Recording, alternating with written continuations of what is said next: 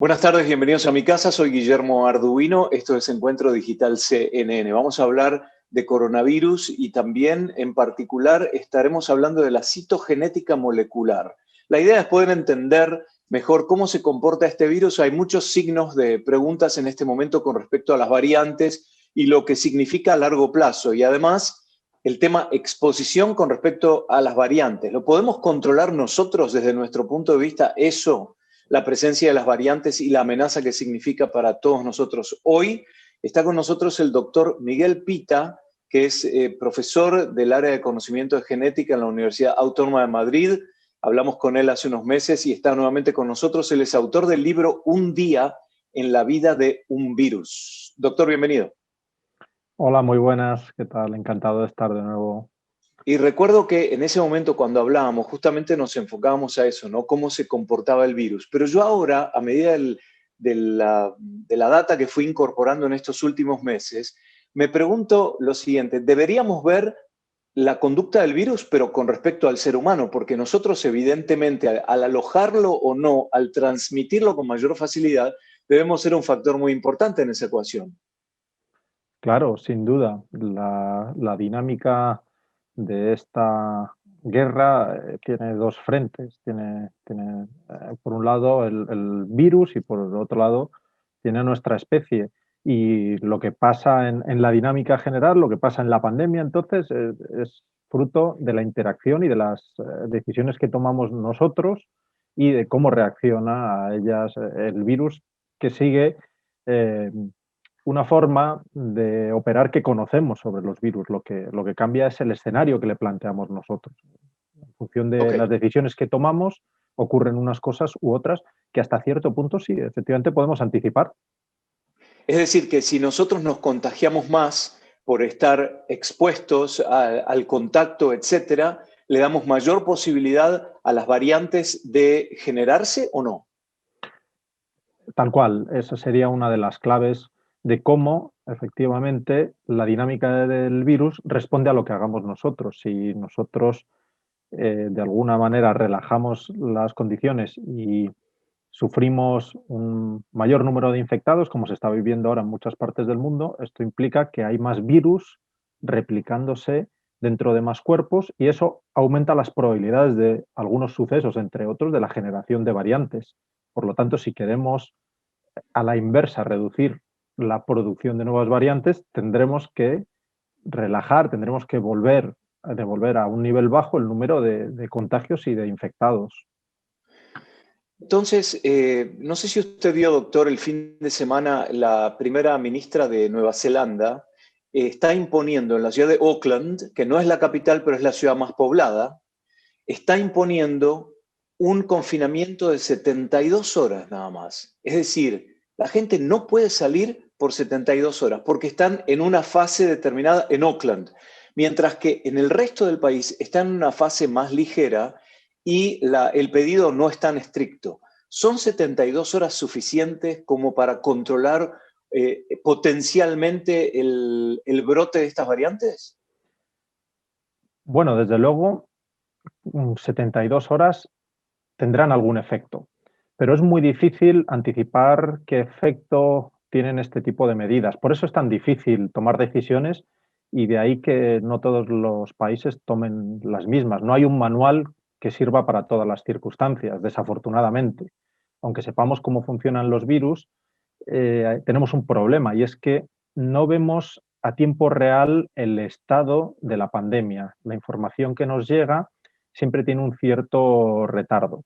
Eso es uno de los problemas. Otro es que las decisiones no solo se toman en función del el número de casos o de la reducción de ellos que se quiere hacer, se toman también por otros factores, por ejemplo, económicos.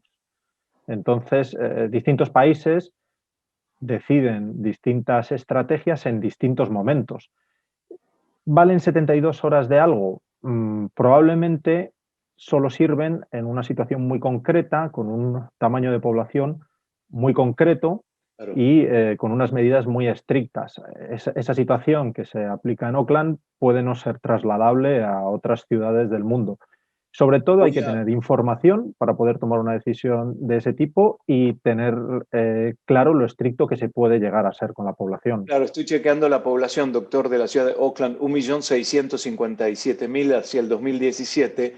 Es un país que tiene, creo que 20, a ver, tiene 4 millones de habitantes el país. Fíjese, más de 1,5 millones viven en Oakland. Entonces, evidentemente, el tema de la gran ciudad es un factor. Yo pensaba en la ciudad de Madrid, cuando usted está hablando, ahora, donde usted está en este momento, que tiene autoridades a nivel ciudad que son de un perfil más conservador, económicamente hablando, y que quieren reactivar la economía.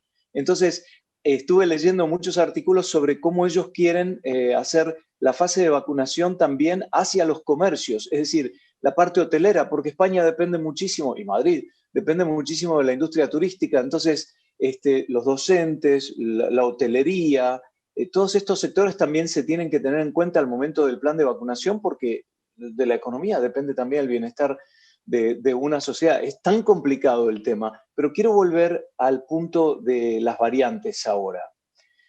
Es decir, que si tenemos las variantes, la de Sudáfrica, la de Gran Bretaña, la de Brasil dando vueltas, no son las únicas que va a haber, ¿no? Puede haber más que surjan en cualquier momento en la medida que no haya una inmunidad. Claro, es una reflexión muy interesante. Tenemos permanentemente nuevas variantes apareciendo. Otra cosa es las que nos llaman más la atención. Es interesante tener claro que el virus que circula hoy en día en distintas partes del mundo es en todas ellas distinto del virus original, porque los virus, como todos los seres basados en el ADN, van acumulando mutaciones. Es decir, estas tres no son las primeras nuevas variantes, ha habido muchas otras, incluso algunas han llegado a los medios, pero estas tres llaman mucho la atención porque son nuevas variantes que además parecen tener nuevos efectos. Entonces, las nuevas variantes van a seguir apareciendo y es importante tener claro que van a aparecer de forma proporcional a la cantidad de infectados haya. Cuanto más gente haya infectada, cuantos más virus estén replicando en más cuerpos, más probabilidad de que aparezcan, aunque aparezcan al azar, es proporcional al número de casos. Por lo tanto, ahora Es, tenemos tres que nos llaman la atención. ¿Van a aparecer más? Salvo que reduzcamos mucho la cadena de contagios y bajemos muchísimo el grado de expansión del virus, es esperable que sigan apareciendo nuevas variantes. ¿Van a ser más contagiosas como estas tres? Puede que sí o puede que no, eso no lo sabemos. lo que sí sabemos entonces es que una mayor propagación incrementa las posibilidades de que se originen más mutaciones. Ahora, Exacto. eh, usted afirmó en un artículo del diario El País, en el diálogo con el periodista, que un virus no viaja solo. ¿Por qué? Porque el huésped es el ser humano, ¿a eso se refiere? No, en realidad, y yo creo que se relaciona muy bien con el tema que estábamos hablando ahora. No viaja solo porque, aunque hablemos de los virus en singular, en realidad lo que nos infectan son partículas virales o viriones, es decir, son muchos entes, muchos virus, podríamos decir. Ya digo que la palabra técnica en jerga es virión. Entonces, cuando nosotros somos infectados, nos infectamos, recibimos cientos o miles de viriones. ¿Por qué digo que esto se relaciona bien con la pregunta anterior? Porque en realidad la tasa de producción de nuevas variantes depende de la cantidad de viriones que se estén copiando. El proceso del virus es muy sencillo. Nos entran cientos o miles de viriones, entran en las células y se ponen a sacar copias. Y esos cientos o miles se transforman en cientos de miles o en millones en nuestro cuerpo. En ese proceso de reproducción vírica, a veces ocurren errores, fallos en el proceso de copiado. Y eso es una mutación. Y esa mutación es lo que hay detrás de una nueva variante. Por lo tanto, cuantas más personas haya recibiendo muchos viriones y replicándolos, dejando que se reproduzcan en su cuerpo, más probabilidad hay de que surjan mutaciones. Si cada uno de nosotros somos una fábrica de cientos, cada uno de nosotros infectados, somos una fábrica potencial de cientos, miles o millones de viriones, si somos muchos millones en el planeta fabricando cientos o miles de millones, la cifra es de una dimensión inconmensurable y proporcional a esa cifra es la producción de nuevos mutantes que son estas nuevas variantes. La idea de que un virus nunca viaja solo, viene de ahí, de que cuando a nosotros nos infecta lo que llamamos el coronavirus en singular, en realidad nos infectan muchas partículas. Y entre esas muchas partículas es donde se producen esos errores que son las nuevas variantes. Y lo que mucha gente se pregunta ahora, debido a la presencia de las variantes más virulentas, por ejemplo, y debido al factor de la mutación, es si la vacunación se requerirá en forma anual.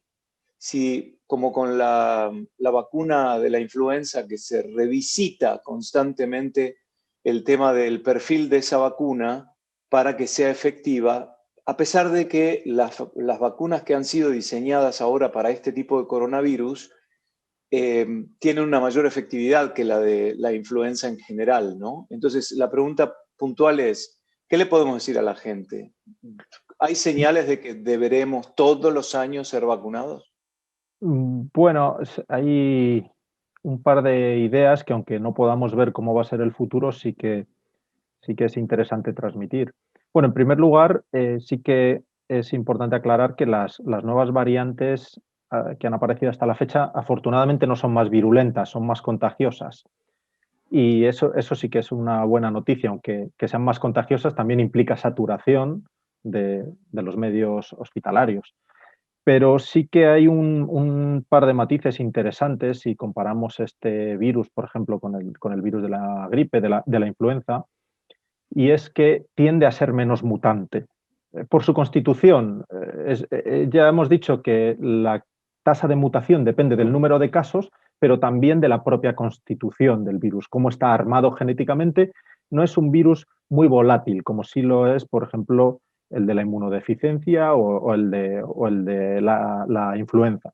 Eso es una buena noticia, porque implica que no necesariamente vamos a necesitar renovar las vacunas tan frecuentemente como en el caso de la influenza, que es anualmente. Es un virus que cambia tanto que de un año para otro es como si fuese una enfermedad distinta, pero es simplemente su tasa de cambio. En este caso, no va a ocurrir eso, salvo cuando tengamos unas situaciones en las que haya demasiados replicaciones, demasiados infectados. Es decir, por su constitución no es muy cambiante, pero si tenemos en cuenta la otra variable, que es que está en muchos individuos, por poco cambiante que sea, se está explorando demasiado su reproducción y se está exponiendo demasiado a que haya potenciales errores. Por lo tanto, en una situación como esta, sí es esperable que en algún momento quizá las vacunas pierdan su efectividad, pero no va a ser un virus que, si se queda con nosotros, es decir, si se vuelve como la gripe o como la influenza, un virus que está con nosotros cada año, no va a ser un virus que requiera una vacuna cada año. Creemos, probablemente sí tendrá que renovarse cada 2, 3, 4 años, porque no es tan mutante. Pero ahora, mientras estamos en una situación de pandemia, sí que lo estamos poniendo fácil para que haya demasiadas novedades, aunque su constitución no sea la de un virus particularmente mutante, como digo, si son otros como la influenza o como el virus de la inmunodeficiencia. Me gustaría llevar la conversación para dos temas. Primero, esperábamos que siguieran subiendo los casos, sobre todo después de la Navidad, el Año Nuevo, en Estados Unidos el Super Bowl, y que realmente no se nota en Estados Unidos, por lo menos en la ciudad donde yo vivo, en la ciudad de Atlanta, que tiene alrededor de, vamos a decir, 10 millones de habitantes en la zona metropolitana. No se nota, hay tránsito todos los días, pero hay tránsito pesado en las autopistas, se ve ahora para Valentine's Day, ese es otro factor muy importante.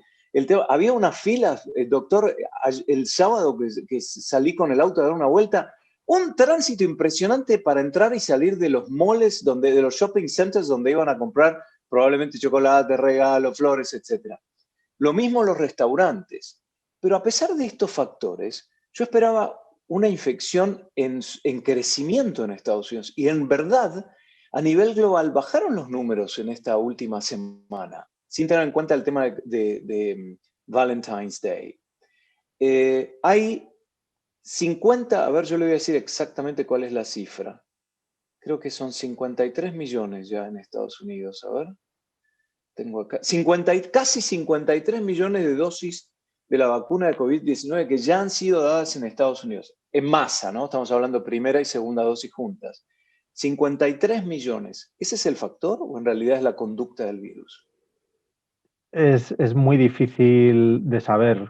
Como comentábamos antes, hay un problema y es que es muy difícil tener un retrato en tiempo real de la dinámica que estamos viviendo en la pandemia, particularmente en poblaciones tan grandes como la de Estados Unidos o como la de los países europeos. Nos alejamos un poco de la situación de otros lugares, como comentábamos Nueva Zelanda, que por las dimensiones y por el esfuerzo están haciendo un retrato más rápido. Incluso, por ejemplo, el Reino Unido está haciendo un mejor retrato en tiempo real. En el caso concreto de Estados Unidos y de España, la información va con mucho retraso. Entonces, es muy difícil interpretar los datos. Sería muy especulativo. Lo que sí que eh, puedo señalar es que en España sí se ha notado mucho el impacto de las Navidades. Se ha notado tremendamente como Bien. ha habido un aumento de casos y una cerca de saturación hospitalaria prácticamente en todas las regiones. O sea, ha sido grave. Y precisamente ahora que está empezando a notarse el descenso del efecto. Por lo tanto, es evidente que la congregación de mucha gente produce un aumento de casos y yo creo que es muy pronto para que se note el efecto de la vacuna. No me Claro. atrevería a decir si el caso particular, por ejemplo, de Atlanta es un fenómeno que no estamos cuantificando en tiempo real y a lo mejor si se está notando el efecto. No me atrevería a decir tampoco si ha habido una pauta de vacunación suficientemente eficiente como para que ya se esté notando en el buen sentido, es decir, que sea eso lo que hace que realmente las cifras bajen, o es que puede ser que no las estemos viendo bien. Desafortunadamente hace falta hacer un análisis muy exhaustivo de los datos que en muy pocos lugares se hace y que en muy pocos lugares es factible hacerlo. Pero es pronto para que la tasa de vacunación, tanto en Estados Unidos como en Europa, es todavía muy pronto, incluso en Reino Unido, que lleva ya un 20% de vacunados, es muy pronto para que se note el efecto protector de rebaño, ¿no? de la vacuna, Sí. el famoso efecto rebaño que se ha nombrado tanto. Y es muy extraño y es, desde luego, impensable que si no hay efecto protector de la vacuna, si no se toman medidas prudentes, en el caso de contactos masivos, es evidente que subirán las cifras y a lo mejor no se ve ahora, pero se ve a las 3 semanas, que es lo malo de estas situaciones. El En el exdirector de los caso, CDC en Estados Unidos, Tom Frieden, le dijo justamente a Farid Zakaria que no cree que el efecto de la vacuna se pueda analizar a esta altura, que es muy temprano, justamente como para apoyar el tema que sí, usted decía, estoy doctor. de Y acuerdo. quiero preguntarle por una afirmación que tengo acá del doctor Anthony Fauci, a quien usted debe conocer, Ujú. que dice que la vacuna del COVID-19 tiene un mejor desempeño en la protección frente a la reinfección que con una infección previa natural. Es decir, el tema reinfección o el tema infección original. Y dice que la vacuna protege mejor. ¿Leyó ese comentario? No lo había leído, pero entiendo cuál es el sentido. No había oído ese comentario de Fauci. Dice lo siguiente, que mientras que la gente ha sido reinfectada con la variante de Sudáfrica, o la primera, principalmente identificada en primer término en Sudáfrica, parece que la vacuna previene la reinfección mejor que una reinfección natural sin la vacuna. Ese es el punto del doctor Fauci. Bueno, lo que es probable es que el efecto de la vacuna sea mucho mejor y más patente en el caso de que el individuo tenga anticuerpos contra el coronavirus, aunque sea contra una variante distinta contra la que ha sido infectado. Como por ejemplo, y este caso sí que probablemente lo hayamos escuchado todos en nuestras familias, hay gente muy mayor que no se infecta de la gripe de determinados años, no se infecta de la gripe anual, porque ha pasado ya tantas gripes distintas que de alguna u otra manera, aunque no tenga anticuerpos específicos contra una gripe nueva, tiene anticuerpos que de alguna u otra manera medio reconocen el virus y ponen un tapón. Entonces, Al final lo que da una vacuna son anticuerpos, anticuerpos muy específicos contra el virus. Ese es el gran aporte. El gran aporte es que tu organismo fabrica esos anticuerpos. Si de alguna manera tienes otros parecidos, lo que tienes al final es un mayor espectro, un mayor abanico de recursos para solucionar el problema, incluso si es un problema que no se parece ni a la infección inicial ni a la que te ha ni a la cual de la que te ha protegido la vacuna, si no es una tercera. Al final, con que tengas en tu cuerpo algo que le permita, aunque sea de forma lejana, reconocer que aquello que ha ingresado en tu cuerpo es un problema, resolverás mejor el problema que una persona para la cual sea una novedad completa. Entonces, yo creo que va en ese sentido el análisis que hace el doctor Fauci.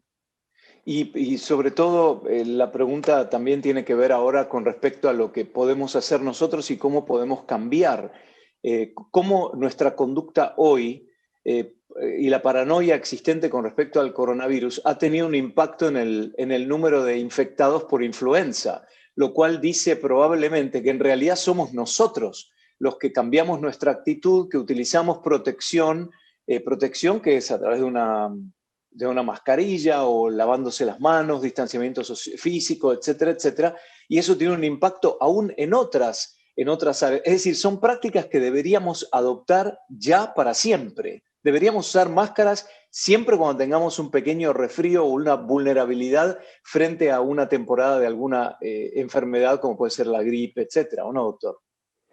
Bueno, yo creo que es evidente que es una lección que nos ha aportado esta situación. Hemos aprendido que no con el coronavirus, sino más bien con la influenza, con la gripe, que los medios que utilizamos contra el coronavirus son eficaces. No teníamos información previa sobre el coronavirus, no habíamos vivido antes una pandemia de coronavirus, pero sí sabíamos lo que pasaba todos los inviernos con la gripe.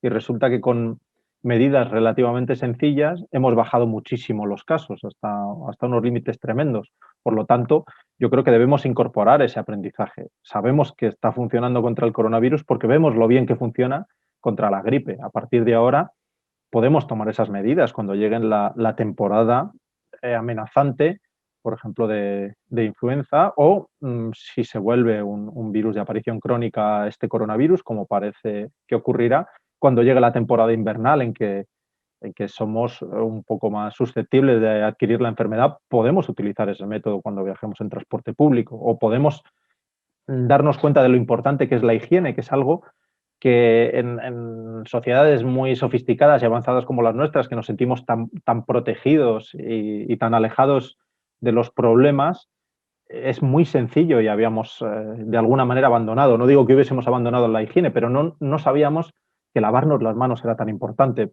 Quizá lo hacíamos más como costumbre que como una medida preventiva, que es lo que realmente es.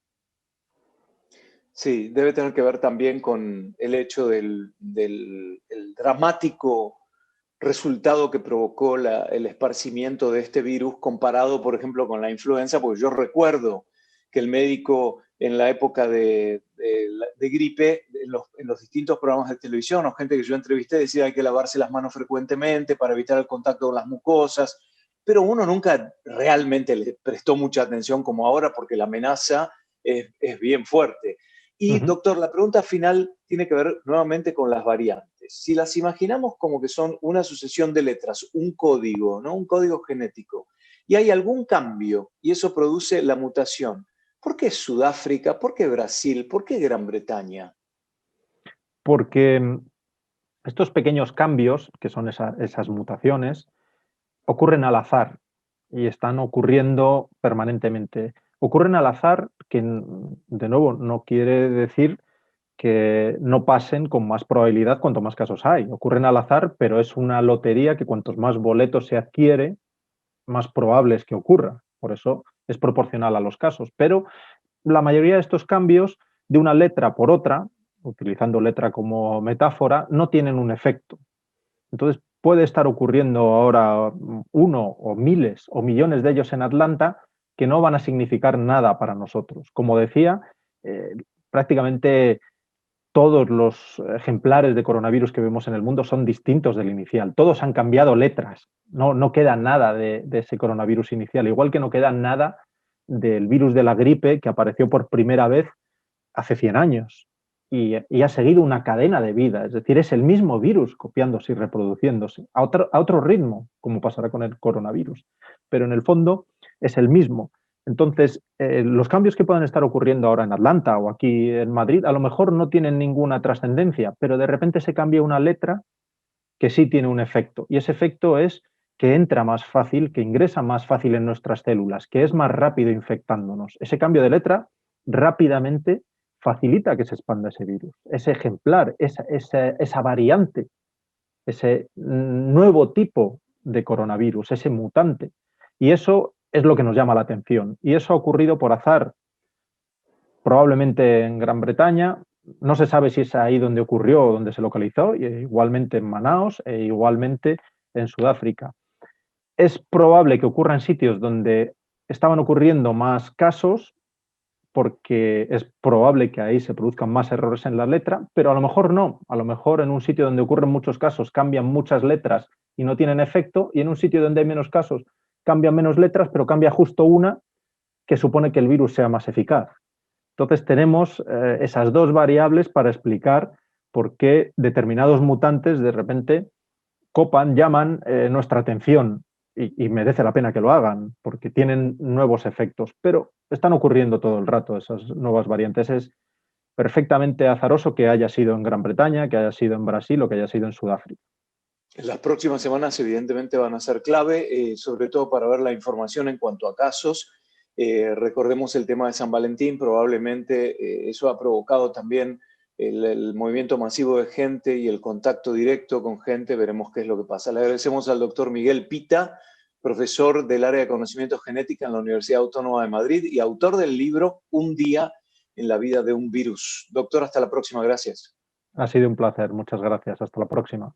Y a ustedes también, esperemos que esta conversación le haya sido de utilidad para ayudarlos a pensar y ver cómo estamos encarando esta situación que comenzó con un nivel de incertidumbre muy, muy alto y a medida que incorporamos información, hechos y conversaciones, lo estamos comprendiendo cada vez más. Pero falta mucho. Soy Guillermo Arduino desde mi casa en la ciudad de Atlanta. Hasta nuestro próximo encuentro digital CNN.